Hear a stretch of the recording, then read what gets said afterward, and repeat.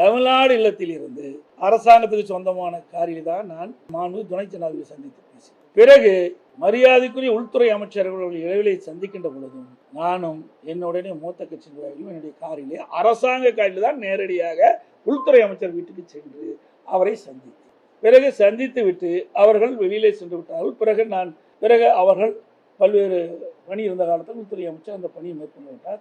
நான் வீட்டிலிருந்து வெளியில் ஒரு காரில் என் முகத்தை துடைக்கிறேன். அப்பொழுது அதை எடுத்து அரசியல் பண்ணுகிறேன். வெக்கமாகவும் வேதனையாகவும் தமிழ்நாட்டிலே ஊடகம் பத்திரிகையும் இந்திய நாட்டுக்கு ஒரு முன்னுதாரணமாக விளங்கக்கூடிய பத்திரிகை ஊடகம் இப்படி தரம் தாழ்ந்து இதை வெளியிடுவது எந்த விதத்தில் சரியாக இருக்கு?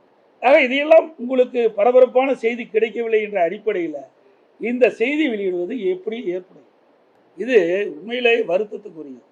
ஊடகத்துக்கும் பத்திரிகைகளுக்கும் என்று ஒரு நடுநிலையோடு செயல்படும். ஒரு தலைவரை வேண்டுமென்றே ஒரு கட்சியுடைய பொதுச் செயலாளரை திட்டமிட்டு இதை அவதூறாக செய்தி வெளியிடுறது சரியில்லை என்பதை மட்டும் நீங்கள் உணர வேண்டும். இன்னும் சொல்ல போனால் நான் சொல்லக்கூடாது, வருத்தத்தோடு சொல்கிறேன். இனிமேல் பொதுச் செயலாளர் ரெஸ்ட் ரூமுக்கு போனால் பத்திரிகையில் கொடுத்து இந்த ரெஸ்ட் ரூமுக்கு போகிறேன்னு சொல்லிட்டு போக வேண்டிய நிலைமைக்கு இன்றைக்கு ஒரு சூழ்நிலை ஏற்பட்டுள்ளது. அச்சத்தின் அடிப்படையில் சொல்கிறேன். இதை முதலமைச்சர் கரூர் கூட்டத்தில் பேசுகிறார். எடப்பாடி பழனிசாமி முகத்தை மறைத்து கொண்டு வெளியிலே செல்வதற்கு என்ன காரணம்? நான் தான் பகிரங்கமாக உள்ள போனேன்ல. செய்தியை வெளியிட்டு விட்டு மாண்பு உள்துறை அமைச்சரை இந்த நேரத்தில் இந்த தேதியில் போய் பார்க்கிறேன் என்று செய்தி வெளியிட்டு எல்லா ஊடகத்திலையும் அந்த காட்சி வந்தது. நான் காரில் போகிற காட்சி வந்தது. சொல்லிட்டு தானே போனேன்.